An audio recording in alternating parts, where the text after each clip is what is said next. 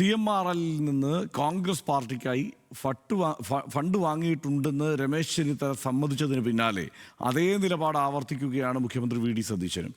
ED പരിശോധനയിൽ തുടക്കത്തിൽ മൗനം ഭജിച്ച മുഖ്യമന്ത്രി കോൺഗ്രസ് നേതാക്കളും പണം വാങ്ങിയിട്ടുണ്ടെന്ന് സമ്മതിക്കുന്നത് മുൻകൂർ ജാമ്യമെടുക്കലാണോ? ഭാവിയിൽ സംഭവിക്കാവുന്ന ഇഡി നടപടികളെ പ്രതിരോധിക്കാനുള്ള ആദ്യ ചുവടുവയ്പ്പാണോ നീക്കം?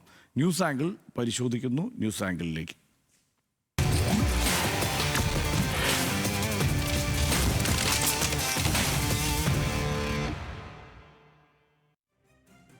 അനിരു അശോകനാണ് ഈ വാർത്തയുമായി ചേരുന്നത്. ഈ വിഷയം പരിശോധിക്കാൻ നമുക്കൊപ്പം ചേരുന്നത്. അനിരു, ഇക്കാര്യത്തിൽ ഈ കോൺഗ്രസ് നേതാക്കൾ ഫണ്ട് വാങ്ങിയതടക്കമുള്ള കാര്യങ്ങളെ കുറിച്ച് അന്വേഷണം നടക്കും, ഇഡിയുടെ അന്വേഷണം ആ വഴിക്ക് കൂടി പോകും എന്നുള്ള വാർത്തകൾ വരുന്നതിനിടയ്ക്കാണ് ഈ നിലയ്ക്ക് അത് തുറന്ന് സമ്മതിക്കുന്ന ഒരു സാഹചര്യം മുഖ്യമന്ത്രിയുടെ ഭാഗത്തു നിന്ന് കൂടി ഉണ്ടാവുന്നത്. നേരത്തെ തന്നെ രമേശ് ചെന്നിത്തലയും ഈ ലിസ്റ്റിൽ പേരുണ്ട് എന്ന് അറിയപ്പെടുന്ന രമേശ് ചെന്നിത്തലയും പി കെ കുഞ്ഞാലിക്കുട്ടിയുമൊക്കെ ഫണ്ട് വാങ്ങി എന്നത് സമ്മതിച്ചതുമാണ്.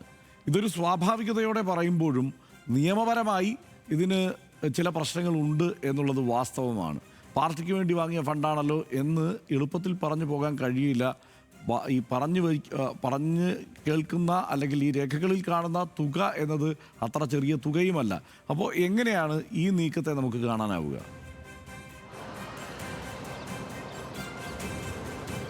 ഹർഷൻ, CMRLുമായി ബന്ധപ്പെട്ട ആദായ നികുതി വകുപ്പിൻ്റെ റെയ്ഡിനിടയിലാണ് ഇത്തരത്തിൽ CMRLൻ്റെ CFO സുരേഷ് കുമാറിൻ്റെ ഔദ്യോഗിക വസതിയിൽ നിന്ന് ഈ ഒരു ഡയറി പിടിച്ചെടുക്കുന്നത്. അന്ന് അതിൽ ചില ശശിധരൻ കറുത്ത ചില ചുരുക്കപ്പേരുകളാണ് എഴുതിയിരുന്നത്. അതിലൊന്ന് PV, OC, RC, KK, IK തുടങ്ങിയ പേരുകളാണ് ഉണ്ടായിരുന്നത്. ഇതിൽ പിന്നീട് ഒരു വ്യാഖ്യാനം വന്നത് PV എന്നത് പിണറായി വിജയൻ എന്നും, OC എന്നത് ഉമ്മൻചാണ്ടി എന്നും, RC എന്നത് രമേശ് ചെന്നിത്തല എന്നും, KK എന്നത് കുഞ്ഞാലിക്കുട്ടി എന്നും, IK എന്നുള്ളത് ഇബ്രാഹിം കുഞ്ഞും എന്നുള്ള രീതിയിലാണ് വന്നത്. ഈ ഒരു വിഷയത്തിൽ PV എന്നുള്ളത് ആ PV ഞാനല്ല എന്നുള്ളത് പിണറായി വിജയൻ തന്നെ നിയമസഭയിലടക്കം വ്യക്തമാക്കിയതാണ്. എന്നാൽ RC ഞാൻ തന്നെ എന്നുള്ളത് രമേശ് ചെന്നിത്തല വ്യക്തമാക്കിയിട്ടുണ്ട്. കാരണം ഞാൻ ഈ CMRLുമായി ബന്ധപ്പെട്ടിട്ട് പണം വാങ്ങിയിട്ടുണ്ട്, അത് പാർട്ടിക്ക് വേണ്ടിയിട്ടുള്ളതാണ് എന്നുള്ളത് രമേശ് ചെന്നിത്തല സമ്മതിച്ചിട്ടുണ്ട്. ഇപ്പോൾ കഴിഞ്ഞ ദിവസം നമ്മൾ കണ്ടതാണ് ഇത്തരത്തിൽ ഈ പറയുന്ന ശശിധരൻ കർത്തയിൽ നിന്ന് പണം വാങ്ങിയിട്ടുള്ള അവരുമായി സാമ്പത്തിക ഇടപാടുമായിട്ടുള്ള എല്ലാ പേരിലേക്കും എൻഫോഴ്സ്മെൻറ്റ് ഡയറക്ടറേറ്റിൻ്റെ അന്വേഷണം വ്യാപിക്കുമെന്ന് കണ്ടിരുന്നു.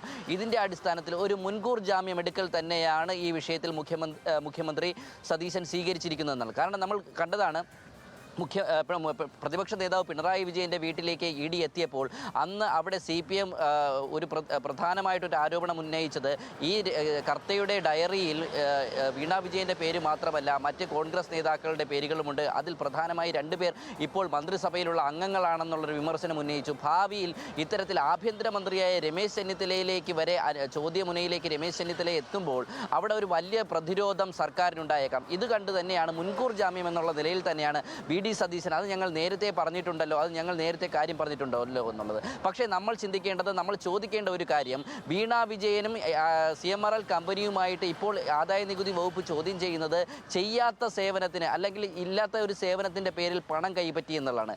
എന്നാൽ ഈ പറയുന്ന രാഷ്ട്രീയ നേതാക്കൾ CMRLുമായോ അല്ലെങ്കിൽ ശശിധരൻ കർത്തയുമായി എന്ത് സേവനത്തിനാണ് ഈ പണം വാങ്ങിയത് എന്നാണ് പ്രധാനമായിട്ടൊരു ചോദ്യം.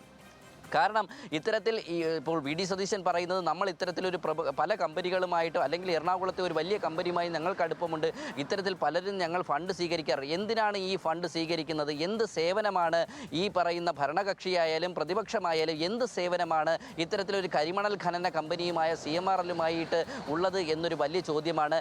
ഈ ചോദ്യത്തിന് ഉത്തരം തേടിയിട്ടായിരിക്കും വരും ദിവസങ്ങളിൽ ഇത്തരം രാഷ്ട്രീയ നേതാക്കളുടെ വീടുകളിലേക്ക് ഇഡി എത്തുക എന്ന് വേണം ഹർഷൻ നമുക്ക് അനുമാനിക്കാൻ.